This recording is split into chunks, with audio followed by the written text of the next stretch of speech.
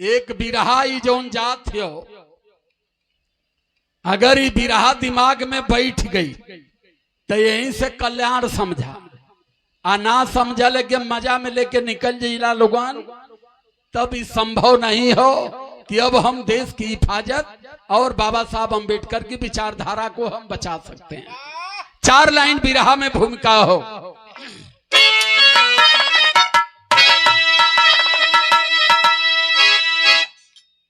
झूठ की बुनियाद टिकती न यारो सुनो, टूट जाती इमारत हमें है पता।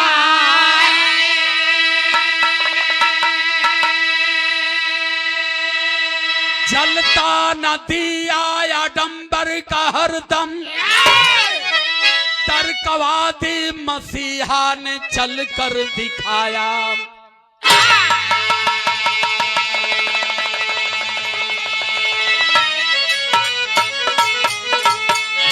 ढोंग का पहिया होगा या पंचर सुनो, ज्ञान की ज्योति दिल में जलाना पड़ेगा।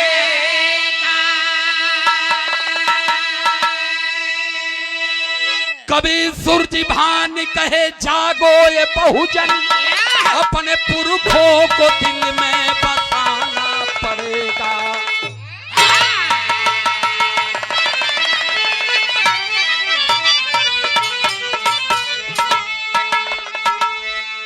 कहे सूरज भान अब जागो ये बहुजन, अपने पुरखों को दिल में बसाना पड़ेगा।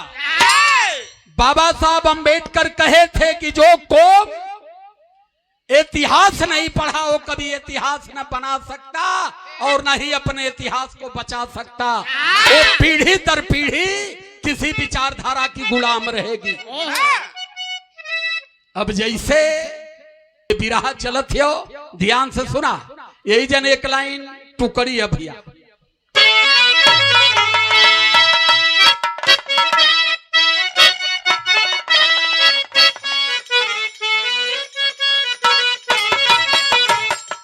अरे बसी कि बसी एक और दुनिया है इसी संसार के, बसी एक और दुनिया है।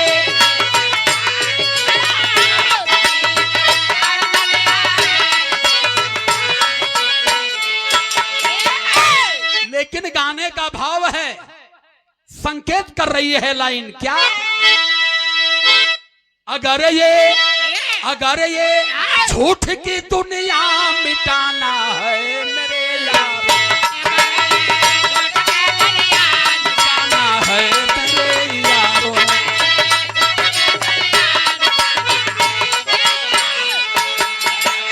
अगर ये झूठ की दुनिया मिटाना है, अरे मिटाना है मेरे यारों, मिटाना है मेरे यारों, तो जिगर में ज्ञान की ज्योति जलाना है मेरे यारों।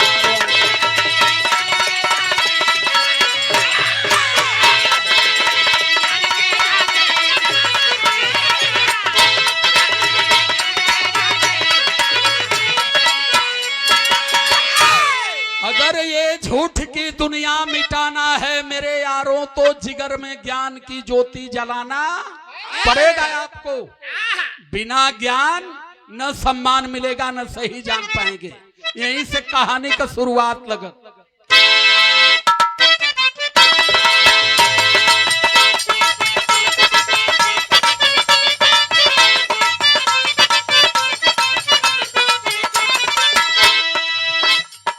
बुद्ध साहू फूले,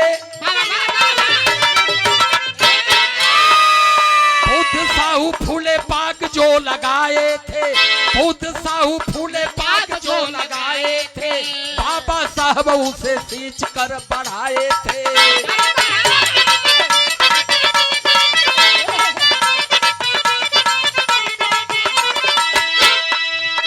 जागो ये मूल निवासी, जागो ये मूल निवासी, अपने पुरखों की पहचान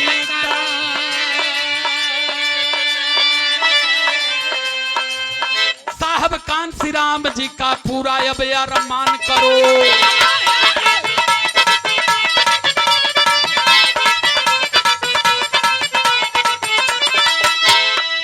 कहानी सच्ची एक विप्र की सुनाता, कहानी सच्ची एक विप्र की सुनाता हूँ। किसी एक गांव की मैं कथा को बताता हूँ।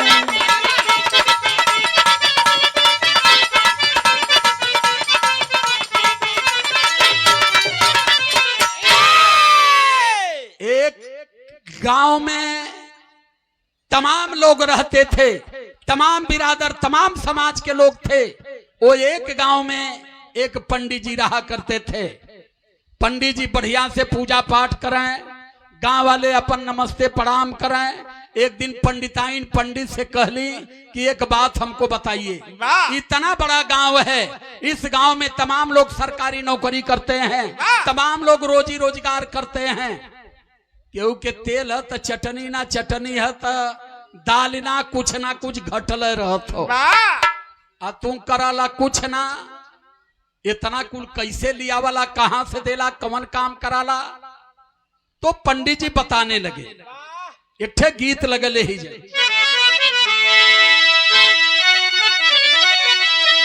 अरे अपने बलमुआ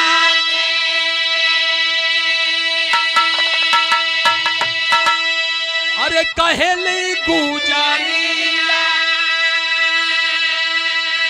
हे हमारी बलमु, हे रंगेदारी बलमु, हमके गोद में उठाला शानदारी बलमु।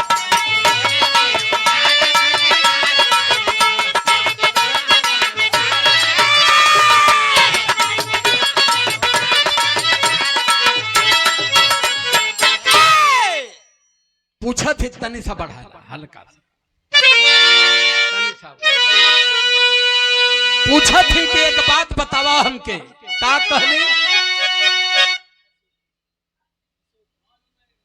आदड़ी हमारे भैया अशोक पचरुखवा से यह पंडिताइन पूछली पंडित जी से। गौर करिएगा एक एक लाइन पर। अरे अपने सजानावा कहेली सजनिया, हे हमारी सजना,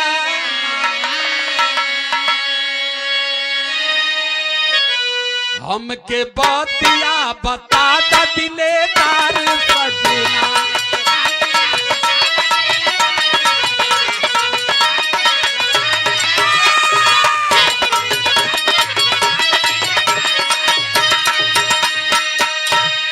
परम आदरणीय आप श्री नगीना पहलवान जी पचरुखवा की माटी से सम्मान करते हैं, कोटि कोटि साधुवाद करता हूँ।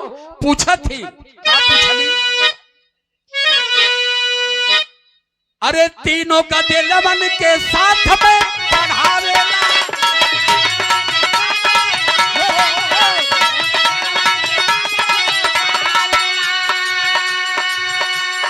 ना बाटी नौकरी पैसा कहाँ से पावेला।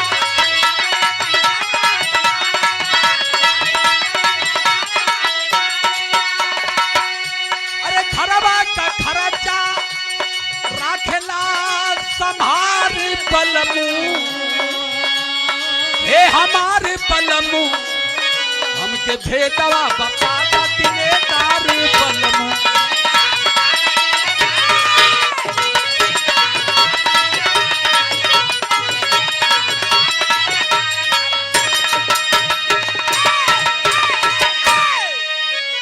पंडिताइन कहले कि हफ्ता ना बीताला एक ठे नथिया चाहे पायल हम ले लेला, दिन में 3 सेट बदलीला। लड़का महंगाई स्कूल में पढ़त हुए। आदरणीय आप मूलचंद चचा पचरुखवा से सम्मान किए, चढ़ों में कोटि कोटि प्रणाम। ता पंडित जी कहला सुना बतावत है, तू बात समझबू ना, हम कैसन देश में हमान है। एक ठे गीत लगल भैया,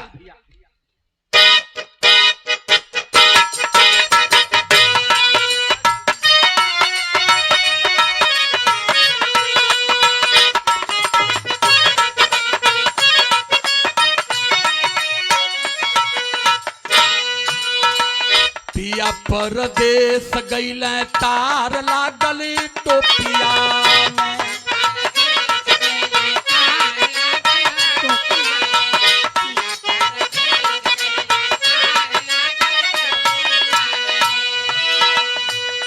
ये तो गीत पुरानी है लेकिन है सुना लाइन गनवा के पंडिताइन बतावत थी, पंडित जी समझावत हम का कहला। बोले पति देव का रिसाई गईलू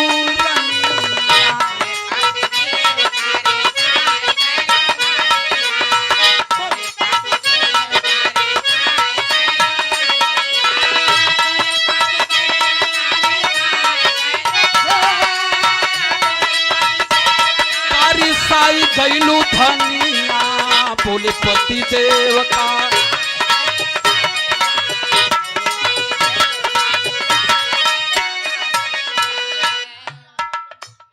आदरणीय आप श्री अमरनाथ यादव संबुकपुर से आशीर्वाद प्रदान करते हैं। चचा के बहुत बहुत चरण में कोट कोट पा लगी हो। कहत हमें कि ऋषिया मत सुना का कहला होके पंडिताई ने पौराई गईलू रनिया ऋषियाई गईलू। बोले पंडित काहे ऋषियाई पारू।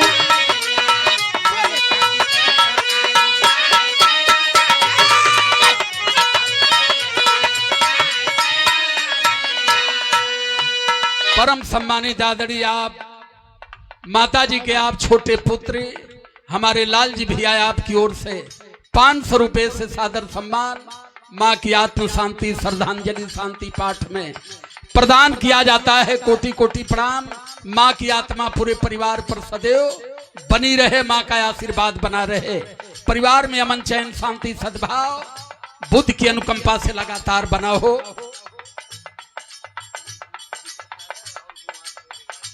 परम आदरणीय आप विद्यासागर राहुल कुमार सागर आपकी ओर से सम्मान किया गया। भैया को बहुत बहुत साधुवाद धन्यवाद जय भीम करते हैं। लेकिन बतावत हम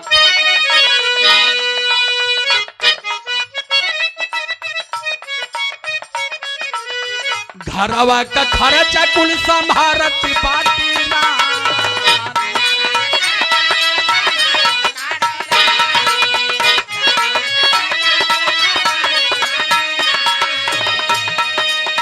काफी बड़ी यार बाटी मोर जजमान।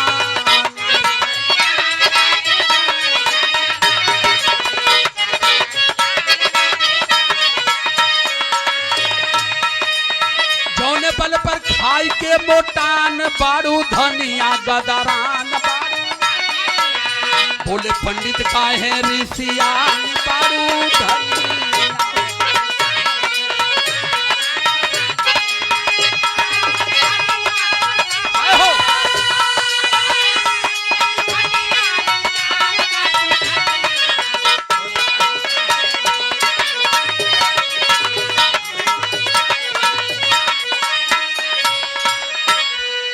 आदरणीय आप श्री राधे श्याम पचरुखमा से आपकी ओर से सम्मान किया गया। कोटि कोटि साधुवाद करते हैं। पंडित जी बतौला कला देखा हमार जजमानी बहुत बड़ी हो। जजमानी में जाइला जजमानन के कथा सुनाइला।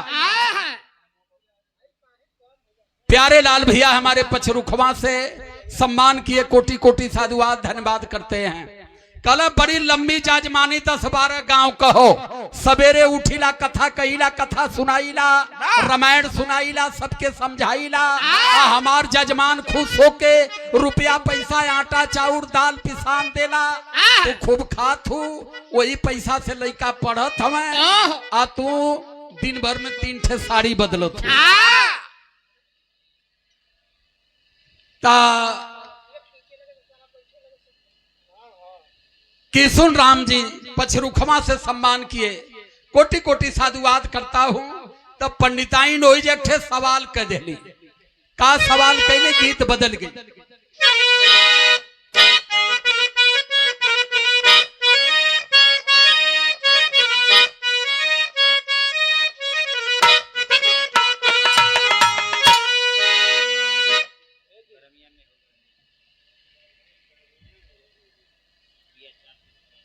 एक ठे गईला महिला गौने तो दो तीन ठे साखी रही सथवा। ठीक है रुका हम बता देते। तो सथवे गईली सथवे लौटली। अगहन में गईली लौटे में लगभग फागुन खत्म हो गया। गर्मी का टाइम ये तीनों सखी बतियावत ही सखी तनी आज घास पात कम में होई, आज चलल जाई अपने अपने घरे अपने अपने मन से धुन का बात बतियावल जाई। तीनों सहेली खांची लेके घास गढ़े निकल गईली, जाए के एक ठे खेते में बैठ के बतियावत थी। एक ठौरी पूछला कि करे तब बताओ तोर मन से धू कैसन में कलर है कहा में उहे बतावत हो।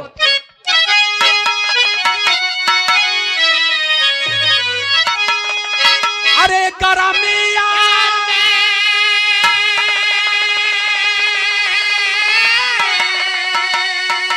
हो करमिया में पिया चाप के सुतावे गरमिया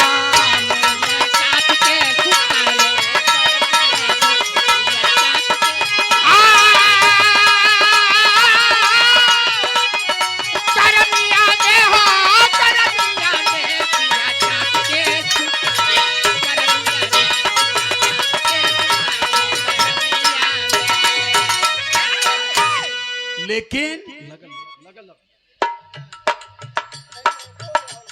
समानवा ना हो, समानवा ना हो, समानवा ना हो, समानवा नारी बोलल बा विप्र के समानवा।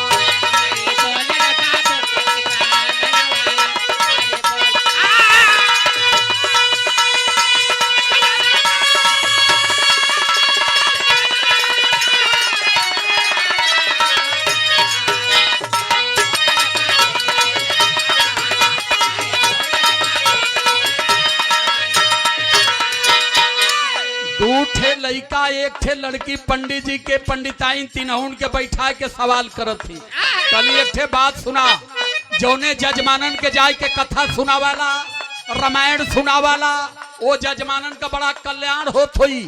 ओ जजमानन का पुरखा मरत हुई है तो सीधे स्वर्गे जात हुई है। तो तनी हमनो के वह कथवा एक दिन सुनावा। कहली कैसे, तीनों का दिलवन के साथ में बोलाई,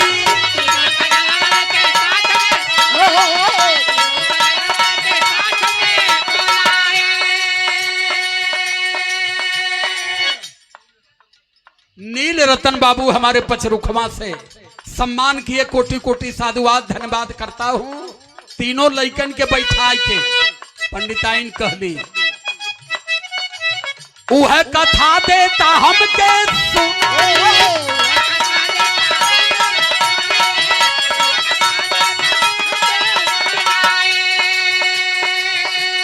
चरणवा में हो, चरणवा में हो, चरणवा नारी गिर गई पति के चरणवा।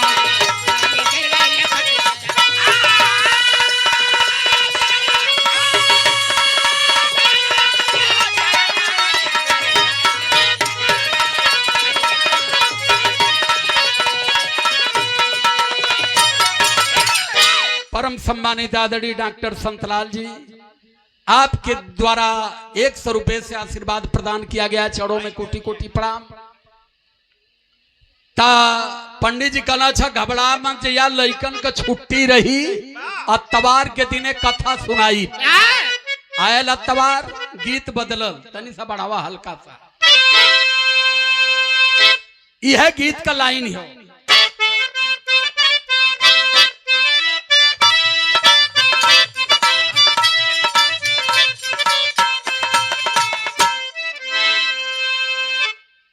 वही तीनों सहेलियन में का दूसर की सहेलिया बताओ।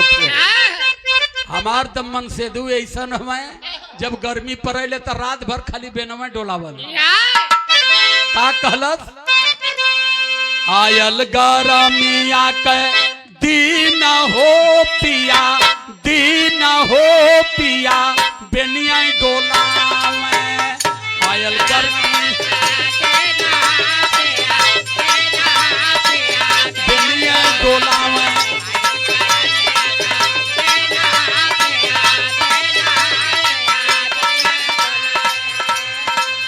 आयल गर्मिया के दिन हो पिया बेनिया डोलावे ठोकी ठोकी हम के सुतावल हो पिया बेनिया डोलावे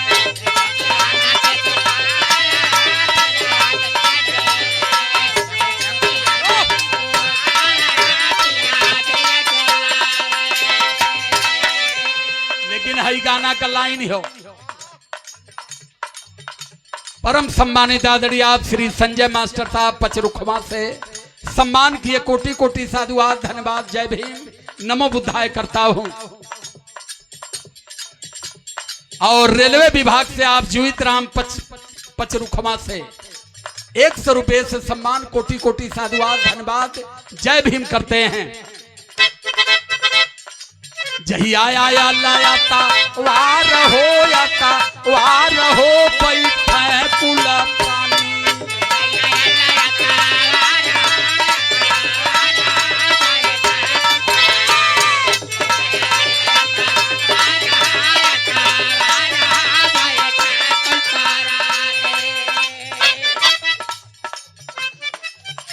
परम सम्मानित आदरणीय हमारे लाल बहादुर भैया माता जी के आप दूसरे चिराग आपकी ओर से सम्मान किया गया बहुत रुपयों से कोटि कोटि साधुवाद धन्यवाद जय भीम नमो बुद्धाय करता हूँ। माँ की अनुकंपा पूरे परिवार पर बनी रहे, परिवार में अमन चैन सद्भाव शालीनता से इसी भाव से परिवार आगे बढ़ता रहे आशीर्वाद है। लेकिन लाइन कह रही है जही आया लायाता वार हो याता वार हो बैठे कुल प्राणी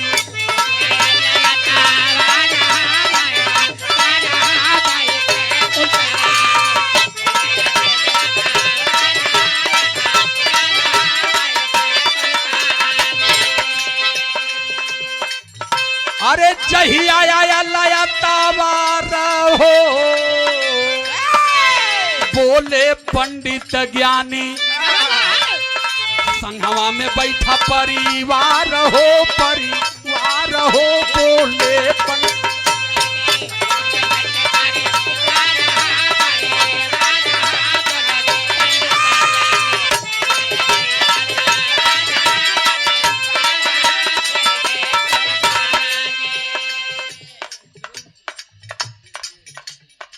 आदरणीय आप श्री ब्रिटेन सिंह पचरुखमा से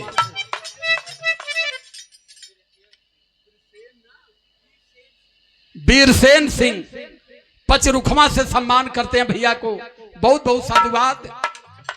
लेकिन लाइन कहती है परिवार बैठल लीप पोत के केरा कईन गाड़ के आलियाई के 10 रुपया का रामदाना धय देना प्रसादी खाती कहना यही पे गाड़ी घींचा लोगन। अब जजमान रहता तो उन्हान से केरा सेव मौसमी पंचमेवा हुआ मंगावल जात हमान रामदाना पे गाड़ी खींचल जा रामदाना धय के कथा शुरू कैलन।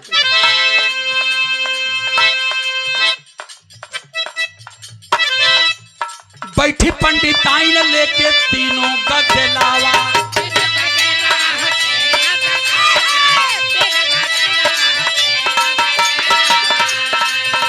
अरे मनवा में उमड़ल बा भगती कर लावा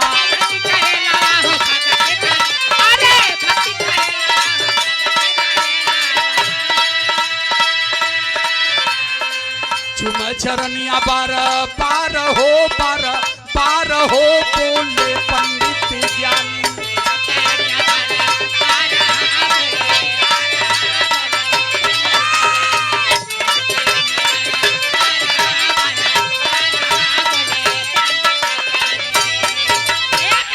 आदरणीय डॉक्टर मनोज कुमार जी आपकी ओर से सादर सम्मान किया गया कोटि कोटि प्रणाम करते हैं।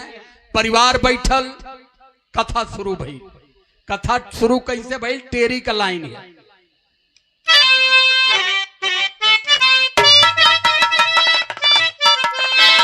अरे कहानी सारी वेद की सुनो,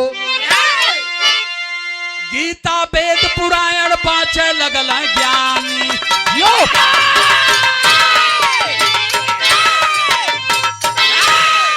गीता वेद पुराण बाँचे लगल ज्ञानी, कहानी सारी वेद की सुनो। अब पंडित जी पहले रामचरित्र मानस लिए खोलना है। कहाँ से खोलना है? बाल कांड लास्ट में हल गिना हच देना अयोध्या कांड में। अयोध्या कांड में राम का वृत्तांत शुरू कैला। कैसे शुरू कैला मास्टर?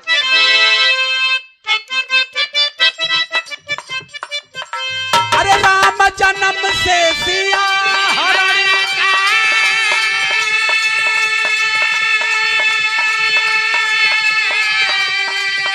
अरे राम मरण से सिया हरण तक,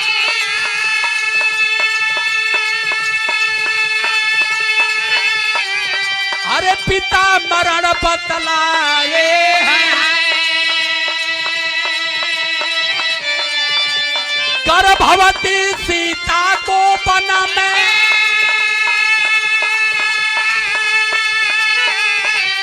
भेजे नहीं भुलाए हैं,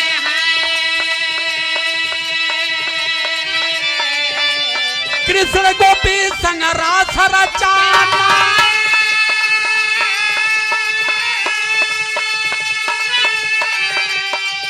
अरे रच रच कथा सुनाए हैं,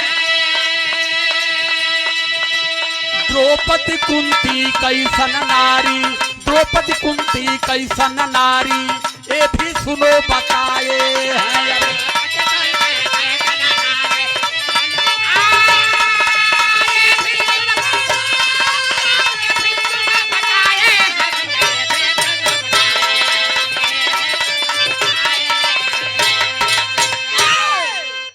बतावे लगना अयोध्या कांड खोलना है। कहना भगवान राम का बाबू कहला कि बेटा तुम्हारे माई का आदेश है जंगल चल जाए। भगवान राम जब जंगल जाने लगे दशरथ रोए लगला। दशरथ रोवत में कहत में, हार घुनंदनी प्राण परिते, तुम बीन जियत बहु दिन बीते। सुमंत को भेजे कि जाओ राम को लेकर के आओ। सुमंत गए राम को लेने सुरसर, लेकिन राम वापस नहीं आए। दशरथ मर गए, लेकिन बाहर मर्यादा पुरुषोत्तम भगवान राम अपने बाप को कंधा भी नहीं लगाए, लेकिन बाप के वचनों का उन्होंने पालन किया। भैया बाप के वचनों का उन्होंने पालन किया, कंधा नहीं लगाया। जब राम जंगल चले गए, सीता गर्भवती हो गई। जब जंगल से आए तो धोबी के ताना पर गर्भवती सीता को उन्होंने छोड़ दिया, भगा दिया घर से। कुंती कैसी औरत थी? द्रौपदी पंचाली जो थी, द्रौपद राजा की बेटी, उसके बारे में बताए। भगवान कन्हैया के बारे में बताए। पूरा परिवार सुनत हो। आज जब कथा बंद भई, बटल रामदाना चलल, जब एक गिलास पानी पियल तो फिर पंडित बोलौला, कहला अब लइको बतावा कि तुहने के कथा में का नीक लगल। पहले बढ़ के लइका के बोलौला, अब बुलाए के पूछत हुआ, गीत बदल गए।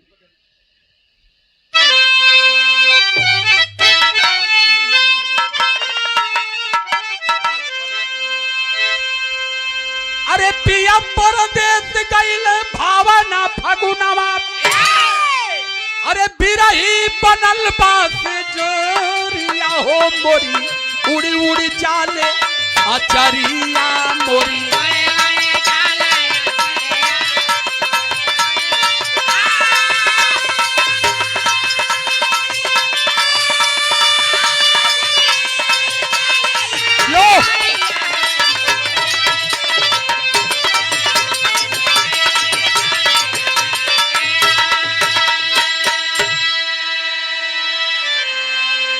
बड़के बेटौना से पंडित जी पूछत हैं कि बताओ का पूछल है भैया। अरे कथवा सुनाई पंडित खाली जब भैया, अरे पूछल सुन ला ला नवा हो हम के तू बतावा करनवा हम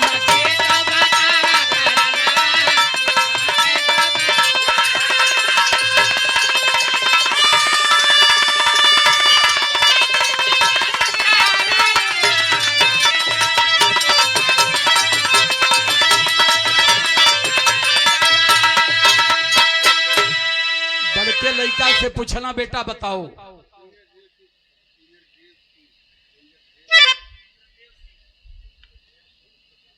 आदरणीय आप श्री इंद्रदेव सिंह जी पचरुखवा से सम्मान करते कोटि कोटि साधुवाद करता हूं। कहलाएं अरे के करा चरित्र भाव के करे मनवा, के करा चरित्र भाव तुहरे मनवा, तप से न बोल दिहल बड़का ललनवा।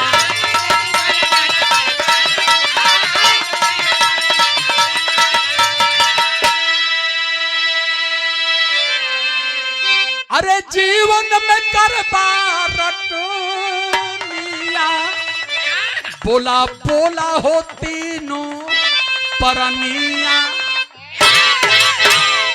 लड़का से पूछला, लड़का कहला बाबू हमके तो राम का चरित्र बड़ा बढ़िया लगल। कहला साहब बस बेटा का चरित्र बढ़िया लगल? कहला चरित्र यह बढ़िया लगल तू मर जीबा तो कंधा न दे। का कल फिर कहिए था, कहला मर जीबा कंधा ना दे। जब मर्यादा पुरुषोत्तम भगवान राम अपने बाप को कंधा नहीं दिए, खोरसी भी ना करो, खियाई बिना केहू के, पिंडादान भी ना करो। पंडित कहले तो सर्वा हमार कथवे बिगाड़ देना। इ तो कथा के बड़ा गलत असर, गलत रिस्पांस जात हो, रिएक्शन करत हो। कहला और का करबे बतावत हो पापट कलाई।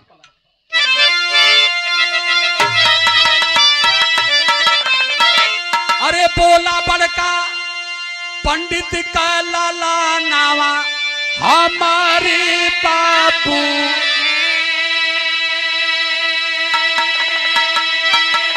अरे रामचंद्र पर लागल मोर धिया नवा हमारे बापू जी।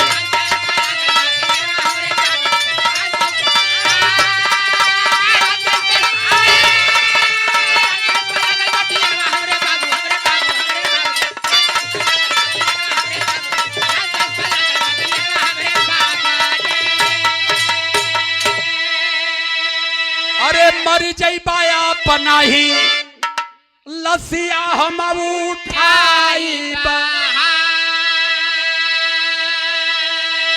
रोल रामचंद्र जी के हम ही सुनानी भाई। अरे पेट से रही है प्यारी मोर जननवा हमारे बापूजी, रह न दे पाए वो के भावनवा हमारे बापूजी।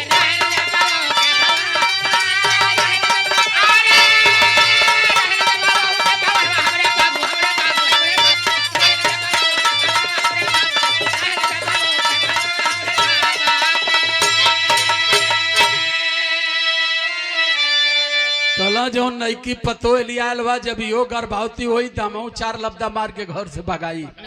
कला काहे? कला जब मर्यादा पुरुषोत्तम भगवान भगा दे, भगवान हो गई ना तो हम काहे खातिर रखो। पंडित जी कपार धै के बैठ गए ना कि कथा का रिएक्शन गलत हो गया। कला अच्छा चल भाग यहाँ से, हट हट हट, आंख के सामने से हट। ओके हटाए के छोटके से पूछत हूँ तो के का निकल लगल बेटा चलता बता। वो बोलत हो अरे छोटका लड़का कहले बनबे कृष्ण भगवान, गाँव के बिटिया बहिन के हम करबे परेशान।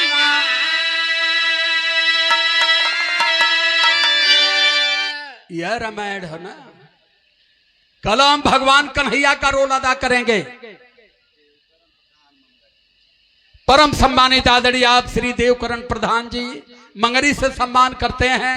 कोटि कोटि साधुवाद धन्यवाद जय भीम नमो बुद्धाय करता हूँ। कलम भगवान कन्हैया का रोल करब कल कावन रोल करबा कल जब गांव का बिटिया बहन नदी पर नहाए जाइ है तो उनका लुग्गा चोराई उनकर साड़ी चोराई उनके छेड़ब छाड़ब पंडित कलारे सारे मार के कोनो नकिया कनमा तोड़ दे कल तब कन्हैया काहे ना तोड़ कन्हैया भगवान कैसे भइले भगवान का यह काम हो कि गांव के बिटिया बहन जब नहाए तो उनका साड़ी ले जाके पेड़े पर टांगे अगर भगवान कैले तो भगवान का भक्तवा करे तो कमन दिक्कत है। अब तो पंडित जी लगना कपार खजुआवे कल सरवा और बोरल चाहत हो हाउ तो कुछ ना कैले तो जवन करे जात है यो लात खाई हमहू खाई बतावत हो।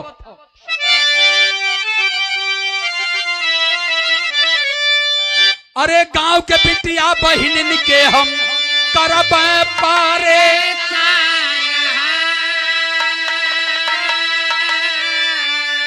अरे करब छेड़छाड़ साँझ बिहानवा हमारे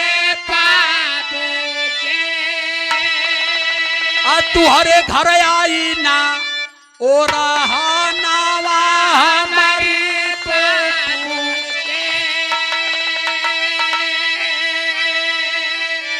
चलो तुहरे ज्ञान के वो रहन लेके आई तो कह दिया कि अरे भैया भगवान कन्हैया करत रहला है तो सब पूजत हो तनी लइकवे कह दिला तो काहे नाराज होत वाले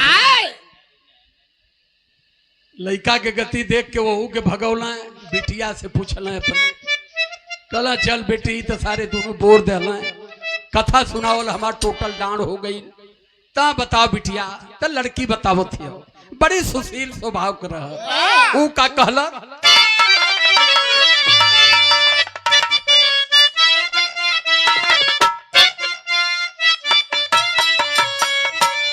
कि बोलल बा बिटियावा अपने अरे बाबू के समहनवा सुनिला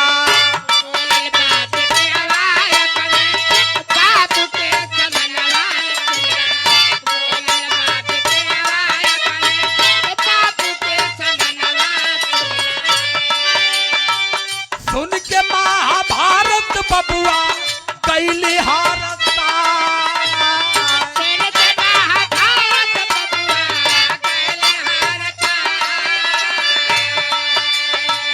कुंती वाला रोल हमारे दिल में बसल ये बाबू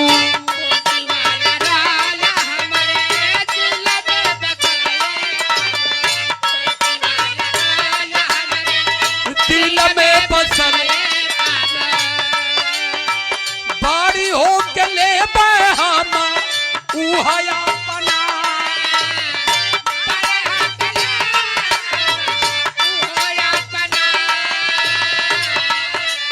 हमके बाबू कुंती का रोल बड़ा नीक लगा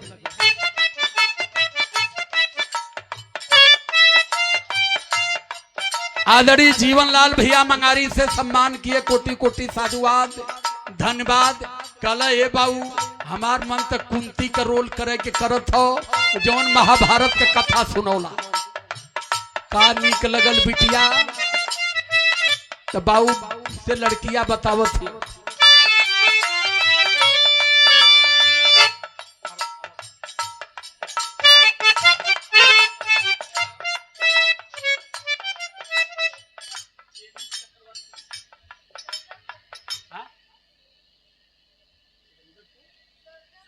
सरदरपुर से जेनिस चक्रवर्ती मुन्ना की ओर से खूब पढ़ो बेटा खूब बढ़ो बाबा साहब अंबेडकर जैसा ज्ञान अर्जित करो।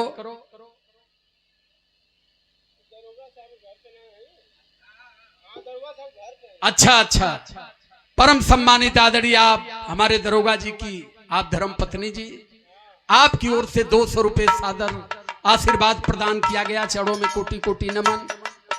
कहला साहब की मलकिन भी कहले कि तू जइबा तो हम मानब ना ये बदे मोबाइल में देख देख के उपजिया जाते सामने से चलत देखो तो इस स्नेह दुलार के लिए मैं कोटि कोटि साधुवाद धन्यवाद करता हूँ और पूरे परिवार पर तथागत बुद्ध की अनुकंपा बनी रहे। लड़कियां पंडित जी का बतावत है, बिना सदिया का एक, बिना सदिया का एक, लाल जान मई बाबू,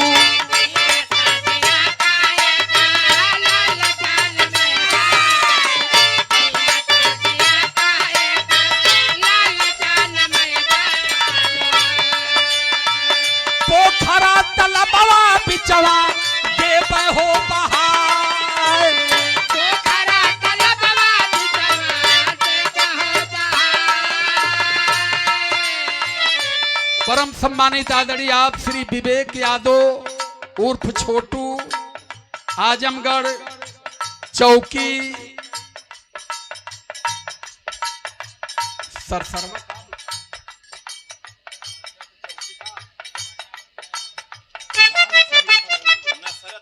नसरतपुर, चौकी नसरतपुर से सम्मान किया गया। आदरणीय आप छोटू भैया की ओर से कोटि कोटि धन्यवाद। जय भीम नमो बुद्धाय करता हूँ। लड़की कहला कि हमारे कुंती का रोल अच्छा लगल। बाबू हमार मन तो वह कुंतिया का काम करे के करत हो। अब बता देते हैं पंडित जी टीका उका पोछा लगना। कहला ससुर हो जवन अपने घर में कथा सुनाओ। अरे ये कथा मूर्खन बदे हो, यह मूर्खवा सुनत हवा या सुन सुन आटा तेल पिसान चावल रुपया पैसा का। अब अपने घर में भैया ये कथा हमान ना सुनावल जाई, नहीं तो हमान का बाल बच्चा बर्बाद होकर बिगड़ जाइए। कला अच्छा चला, लड़का तो खैर बह गई ना, लड़कियों बह गई। तनी पंडिताइन से पूछ ले, 30 साल हो गए साथे रहले, 3 ठे लड़का भी हो गई ना, इनके का निक लगल सदर।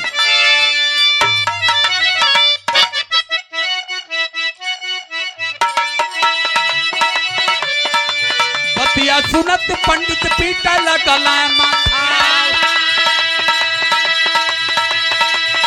अरे नाहक महाभारत हम दिहली,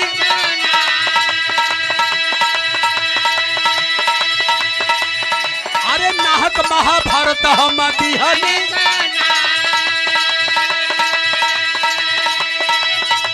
अरे कहे पंडिताइन हमके भाव महाभारत, अरे द्रौपदी का रोल पिया नीक बहामा, द्रौपदी का रोल पिया नीक बहामा। यह कथा सैया कर पहले सुनवाता, यह कथा सैया कर पहले सुनवाता, होती नहीं पिया मोरी जिंदगी बेकार। पंडिताइन गली हमके तो द्रौपदी वाला रोल बढ़िया लगा। कहा जा पंडित कथो सुनौला तो लिया के बुढ़ौती में, पूरा बिगाड़ देला जीवन। यह कथा अगर पहले सुना देले होता कि द्रौपदी के 5 पति रहला है, तो एक ठे तू रहबे कैला, 4 ठे और हमहू कह ले हुई।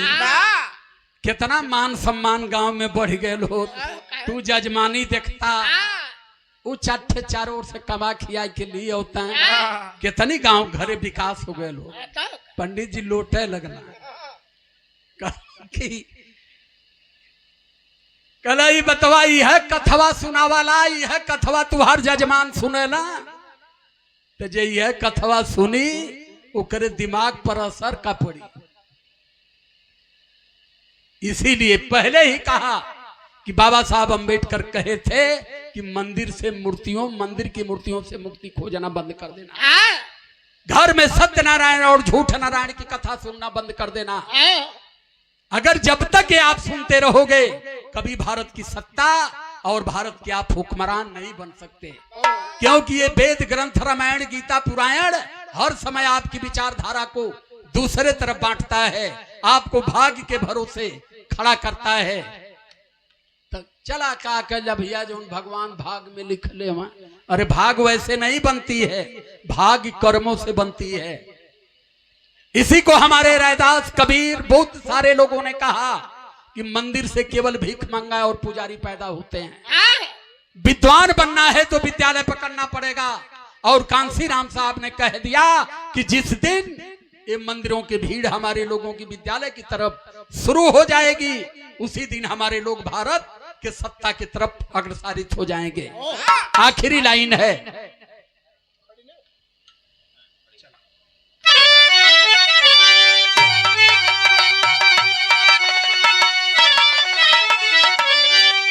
अरे पढ़ ले वेद रामायण गीता। परम सम्मानित आदरणीय आप श्री राजा राम जी, आपकी ओर से सादर सम्मान किया गया, कोटि कोटि धन्यवाद करता हूं।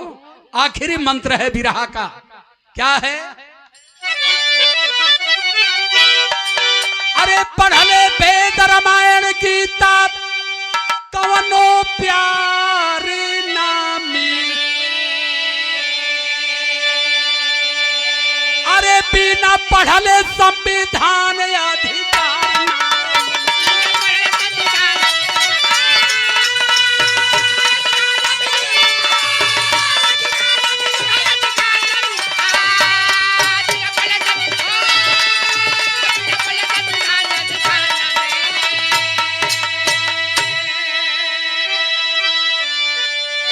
अरे गीता रामायण वेद सुनला पुरानवा, अरे बहुजन के गारावा में टल्ले बा बंधानावा।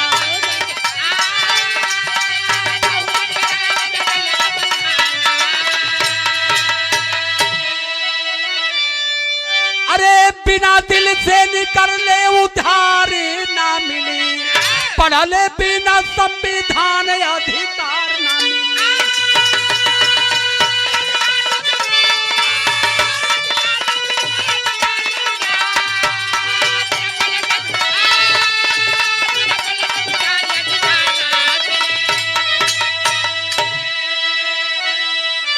आखिरी पंक्ति कही हमारे संत गुरु महापुरुषों ने हमें कहा, सिखाया यही कि जब आप इस भाषा को समझ जाओगे, आपके साथ साथ आने वाले जनरेशन का भी कल्याण होगा। क्या बताए? अरे पुरखन कमीशन अपने आगे बढ़ावा, समतावादी भाव वाली ज्योतिया जलावा।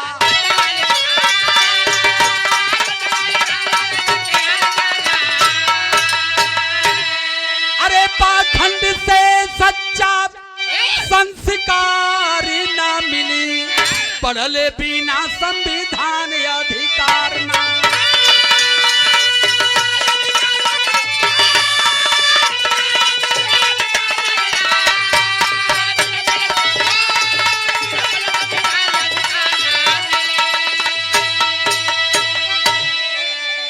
अरे गुरु बिहारी गुरुपत्तु हैं, सबको यही बताए, सूरज भान कभी कलम उठाकर बहुजन को समझाए।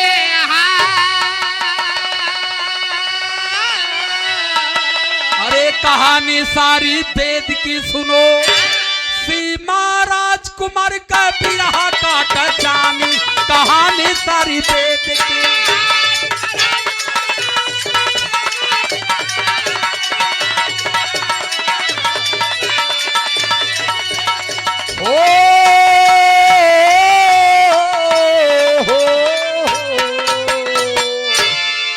सादर जय भीम, नमो बुद्धाय। और अब गीत भइल, ये हमारे फुलेंदर चंचल भाई भी बैठे हैं।